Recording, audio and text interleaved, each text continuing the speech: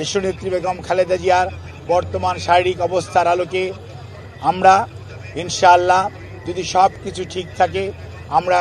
কাতার royal air অ্যাম্বুলেন্সের মাধ্যমে দেশনেত্রী বেগম খালেদা জিয়াকে আজকে এই মধ্যরাত্রির পরে অথবা আগামীকালকের সকালের ভিতর ইনশাআল্লাহ আমরা ওনাকে ইউকেতে অর্থাৎ লন্ডনে ওনাকে একটা নির্ধারিত হসপিটাল আমরা ঠিক করেছি, সেখানে আমরা ইনশাআল্লাহ ওনাকে নিয়ে যাব। ওনার যাওয়ার সময় ওনার সাথে যে বিশেষজ্ঞ চিকিৎসক হিসাবে বেশ কয়েকজন চিকিৎসক এবং দেশের বাইরের 2 জন চিকিৎসক ওনার সাথে থাকবেন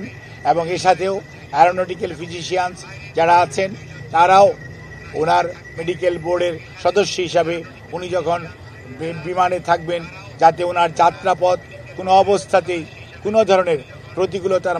মধ্যেও যাতে ওনাকে সুস্থভাবে ওনার চিকিৎসা দেওয়া যায় সেই লক্ষ্যেই সকল প্রস্তুতি সম্পন্ন করে আমরা ইনশাআল্লাহ আজকে মধ্যরাত্রির পরে আগামীকালকে আর্লি মর্নিংয়ের মধ্যে বাংলাদেশ থেকে ওনাকে দেশের বাইরে নেওয়া হবে মেডিকেল বোর্ডের পরামর্শক্রমে। আমরা সেজন্য আপনাদের মাধ্যমে দেশবাসীর কাছে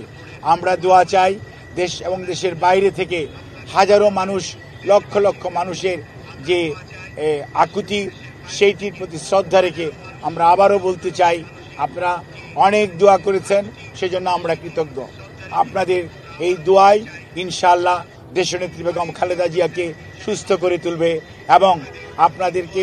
মাধ্যমে আমাদের ভারপ্রাপ্ত চেয়ারম্যান জনাব তারেক রহমান, ওনার পরিবারের সদস্য ডক্টর জুবাইদা রহমান এবং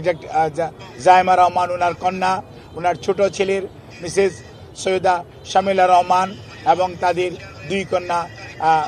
জাফিয়া এবং জাহিয়া রহমান, ওনার ছোট ভাই শামীম ইস্কান্দার সহ ম্যাডামের ছোট বোন এবং তাদের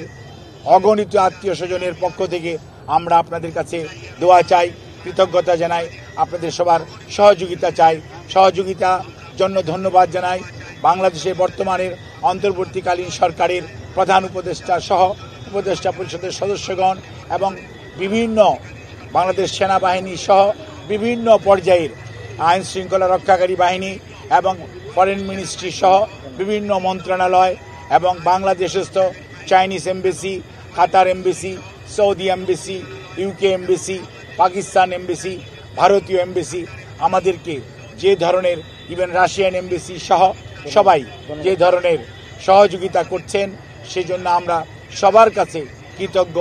এবং আপনাদের মাধ্যমে দেশবাসীর কাছে দোয়া চেয়ে আমি আমার বক্তব্য শেষ করছি। আপনারা সবাই